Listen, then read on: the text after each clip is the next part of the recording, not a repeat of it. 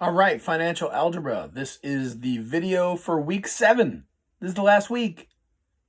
So if you're just kind of catching up and you hadn't done much, the last couple weeks of school, technically we're not done till June 6th. So the last day to turn stuff in is like May 29th. So if you've been doing all the work and you get this done, you're finished. Good job. Way to do it. And I know it's been a pain, but just getting it done and moving on to the next step.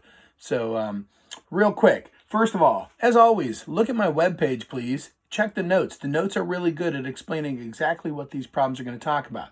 So this big unit emphasis, or this last section, is really just talking about fractions, percents, and decimals, percent change, a little probability, and then a little bit about unit price. So we're going to do a pretty quick one today, all right?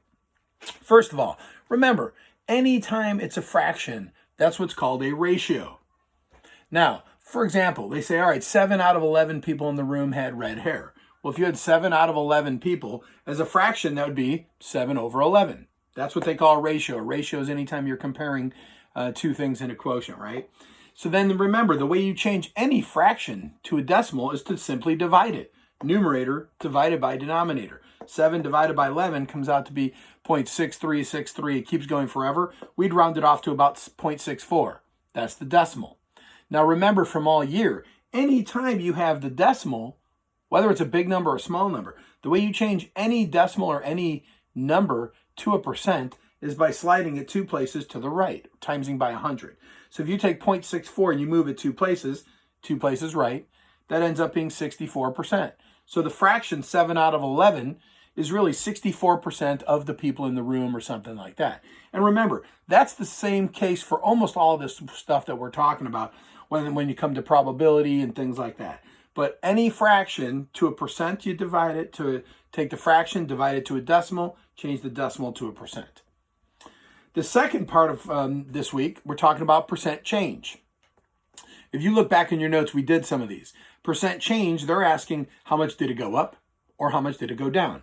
And the formula for percent change is you could take the new price minus the original divided by the original. That's going to give you a decimal, and then times it by 100. That would be the percent change.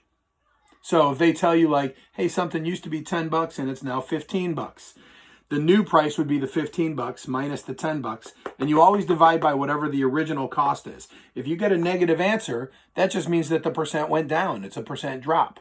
If you get a positive answer, that's a percent increase. So that just kind of lets you know anytime you do this. And remember, when you divide, you subtract and divide, that's going to give you a decimal, times by 100, that's moving it to 2 places like we did up here. Percent change.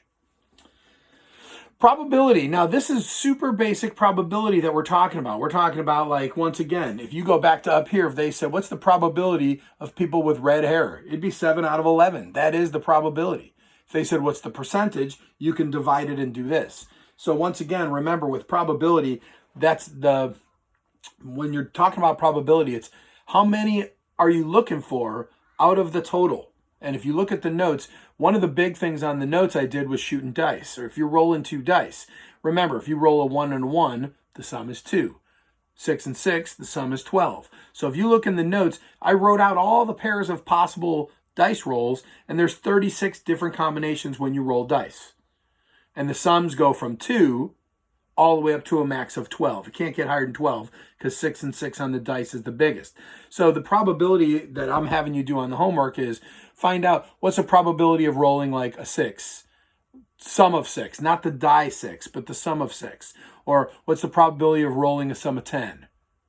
What's the probability of rolling a sum of 12? Something like that. So that's the probability, and that's a real life thing. I know some of you are into rolling dice and things like that, but that's why certain numbers come up more than others. So it's a higher percentage if you're looking at like 6, 7, 8 probably than if you're looking at 2 or 12, smallest. The last thing we're talking about, this is a big deal for current. And, with the shelter in place, lots of us are buying things online, things like that. And, if you look at the problems this week, I tried to have fun with it, make it some real life stuff. It's all things that friends of mine, myself, people in real life, they're really dealing with it. And when you talk about unit price, you want to break it down as to how much does it cost per 1 unit. So when you're doing unit price, whatever the total cost is, you're going to set it up like a ratio, and you're going to divide it by whatever the number of units is. So for example, if it costs $10 for 20 pens, and they wanted to say what's the unit price, you would do how much the cost is divided by the number of units, in this case 20, and I just made these up. But if it was $10 for 20 of something, you divide it, and that's 0.5. Remember, 0.50, we're talking about money, right? And decimals are the change when we're talking about dollars. So if you divided and got 0.50, that's 50 cents per unit. So if it was pens, it'd be 50 cents per pen or 50 cents per toilet paper, whatever. So lots of problems on this week, all real life stuff using these guys right here. The ratios and percentage, I did some coronavirus stuff. Percent change, groceries. There's mean in there too. Remember, the mean is the average. Add them all up, divide by how many there are. You should know that mean. But some good stuff on this week's. And once again, thanks everybody who's been trying it. I know a bunch of people aren't doing very much, and you don't really have to. This is a tricky time.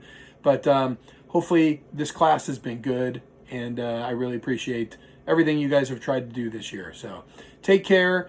If you need to touch base with me, I'll still do some Zoom next week, Monday. But after that, that's probably going to be it. But please email me, talk to me.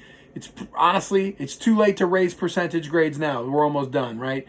But as long as you've been doing the work, you get at least a pass, even if you had a D or an F. So thanks everybody for playing along, and hope you guys are doing well. Take care.